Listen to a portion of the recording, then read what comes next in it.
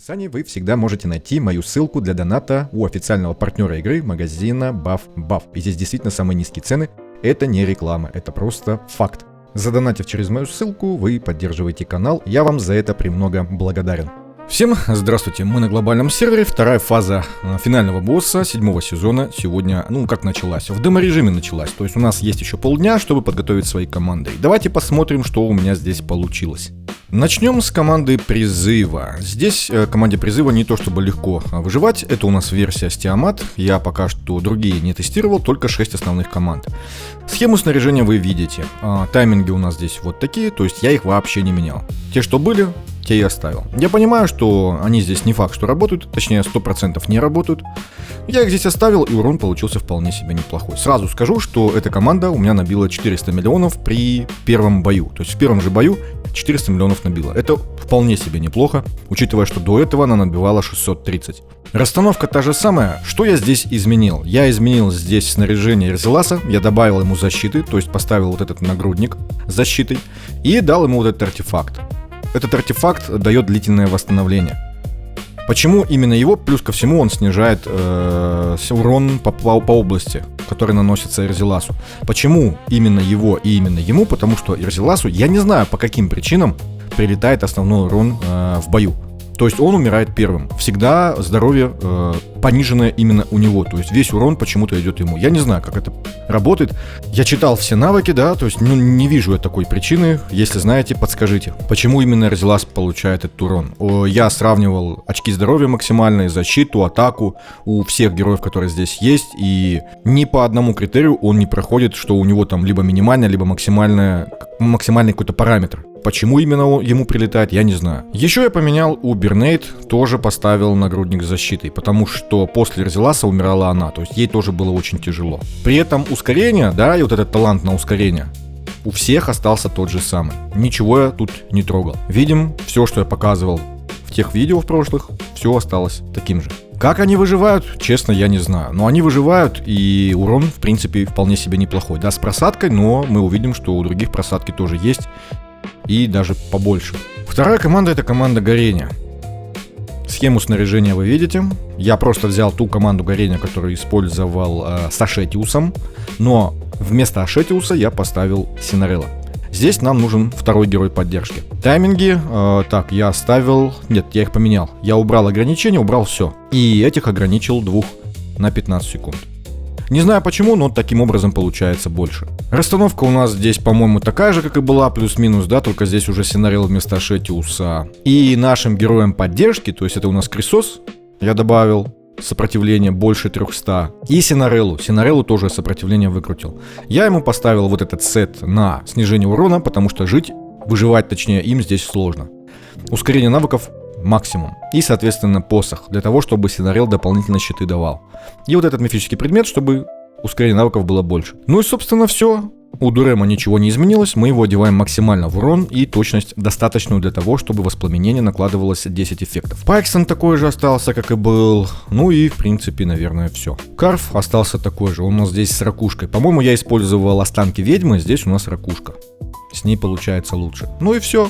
Есть еще второй вариант, без Крисоса, это у нас Адольфус, и обратите внимание, урон при первом же бою они у меня набили. Можно вот этот сет давать Синареллу, возможно, что урона будет больше, потому что Синарелл чаще щиты дает, чем Адольфус, насколько я понимаю. Такой вот вариант, тайминги вот такие, расстановка вот такая, она абсолютно хаотичная, то есть я добавил Адольфуса, он появился здесь, я ничего не менял.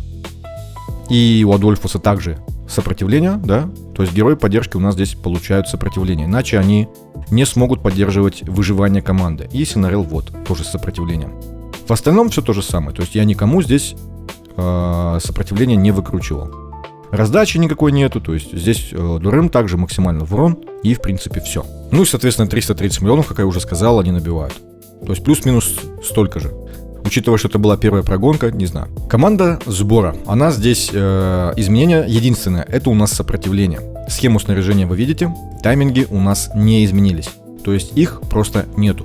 Изменилась здесь расстановка, потому что у нас здесь Лина теперь раздает сопротивление. Я проверял с сопротивлением либо без, и получалось с сопротивлением заметно получше. Итак, у нас у Лины появилось сопротивление, то есть ближе к 400 будет нормально. В остальном ничего не менял. Единственное, что таланты тоже поменял, чтобы лечение было посерьезнее. У нее в предыдущем варианте лечение было слабеньким. Глэдис у нас стоит возле Лины, чтобы получать часть сопротивления. У нее вот такое вот количество. Жертвуем там атакой, жертвуем... Видим, что у меня здесь защита. Жертвуем всем, чтобы получить крит уроном, в том числе, чтобы получить достаточное количество сопротивления. Олень тоже 257 видим. В остальном такой же олень, то есть максимум в атаку. Монолиза здесь вообще без изменений, то есть я ее не трогал. Она максимум в урон одета. И Алтон, по-моему, у меня тоже защиту получил. Нет, не получил.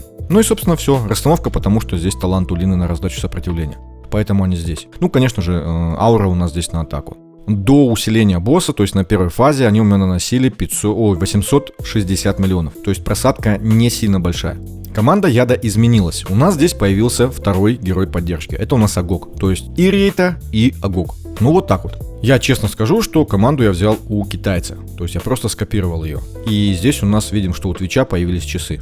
Схему снаряжения вы видите. Тайминги вот такие. 15-секундная, обращу внимание. Расстановку вы видите. Агок у нас одет в сопротивление, в первую очередь, да, то есть более 300 единиц. Ускорение навыков, он у нас с посохом, с сетом на баф от щитов. И, соответственно, на остаток просвещенность и атаку. Все как обычно. Если у вас не плюс 5 Агок, то можно еще и точности добавить. Раздача атаки у нас здесь только от Твича. Мы ему здесь поставили ускорение навыков как можно больше, у меня получилось 45 единиц. Точности видим 200 единиц, но в том числе за счет часов. Китаец зачем-то ставил часы. Возможно, чтобы при отсутствии сопротивления сбитие энергии Твича не влияло на его цикл. Возможно, для этого. В любом случае я поставил тоже часы. В остальном он одевается максимум в атаку. Дуранго без изменений, он здесь с ракушкой. Ускорение навыков, если сможете добрать побольше, то добирайте. Они ему пригодятся. Я так понимаю, у него тоже отсутствует сопротивление, но это так косвенно получилось. Потому что он сам себя ускоряет, и он компенсирует этим ускорением, я имею в виду вот этим вот, компенсирует сбитие энергии, которое босс делает. Поэтому мы обходимся без сопротивления. Рейта. Здесь главное, насколько я понял, это больше ускорения навыков сделать. Для этого я ей поставил вот этот вот предмет. У китайца было больше ускорения навыков, у него было 60 единиц. Возможно, что она справится без. Честно, я не проверял. В остальном я ее одевал в крит шанс, в крит урон и в атаку. Ну, понятно, что точность мы не забываем. Для чего я это делал? Чтобы она лечила лучше. В остальном все то же самое, обычная Рита. Серпентемис осталась как и раньше, то есть максимум просвещенности и на остаток атаку. У меня получилось вот такое вот количество. Аура здесь на точность. Я не помню, сказал нет, они набивали у меня 400 с копейками миллионов. То есть до этого было 650 где-то, теперь 400 с копеечками. Команда неустрашимости. Она у нас здесь в варианте с Тариволом. Этот вариант показывал Инфернал. И здесь фишка вот в таком цикле. Учитывая, что цикл 30 секунд, им можно не беспокоиться за то, что босс сбивает энергию. Тайминги я взял, честно, скопировал у китайца, и они здесь выглядят вот так вот. При этом снаряжение у нас полностью в урон. Расстановка вот такая. Таривола мы одеваем максимум в скорость атаки, крит шанс, не забываем, и, соответственно, атаку, чтобы раздавалось больше. Наша кукла, как обычно, одета, то есть максимум в урон и минус 0,49 и выше скорости атаки. Приоритет идет на атаку. Кульвида у нас на раздаче атаки тоже, и на раздаче урона, поэтому побольше ей атаки. В остальном, естественно, точность. Настенка также осталась максимум в урон. Ну и тот же самый Джин с пробужденными талантами. Маштур тоже без какой-либо специфики. Единственное, что точности я ему добавил побольше. Ой, не помню, сказал нет. Они до усиления босса на первой фазе набивали 1 250 000 000. Сейчас набивают 720 миллионов. Ну вот так вот, жертвы. Есть еще бюджетные варианты. Здесь у нас товарищ Бабка и Натаниэль. И эта команда набивает 500 миллионов. Тайминги вот такие. И расстановка не изменилась. У нас здесь Натаниэль занимается чисткой. У него здесь сопротивление видим максимально. То есть это команда через сопротивление. И так как это команда через сопротивление, то у нас результат каждого боя будет очень хаотичный. Так что пробуйте как можно больше боев, чтобы найти свой лучший результат. Расстановка здесь в первую очередь от раздачи сопротивления, от снаряжения, да, там от раздачи атаки, защиты и урона.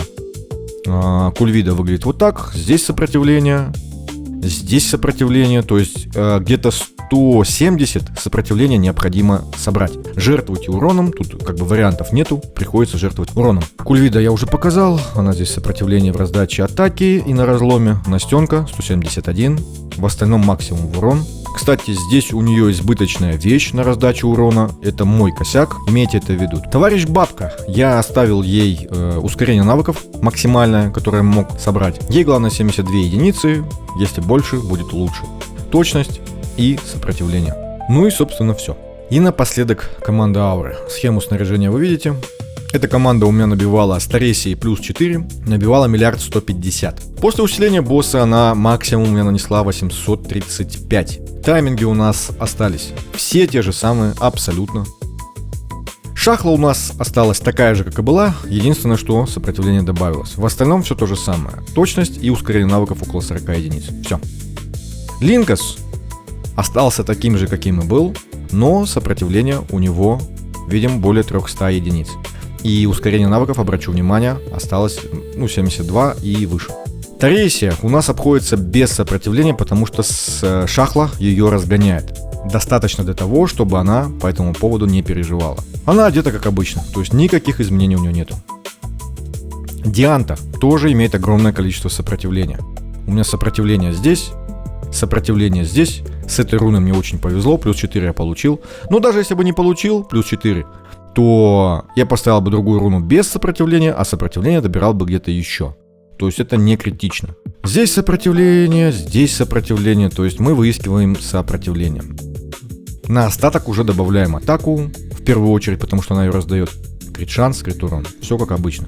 Анализис у нас здесь вот такая. Вместо рога я ей поставил ребра, потому что ей нужно было как-то собрать и сопротивление, и точность. В остальном такая же, как и была. Ну и собственно все. На этом все. Первый вариант команд, то есть основных, да, тех, которые мы использовали для максимального урона, у меня закончился список. Дальше будем смотреть все остальные варианты. На этом все. Всем спасибо и всем пока.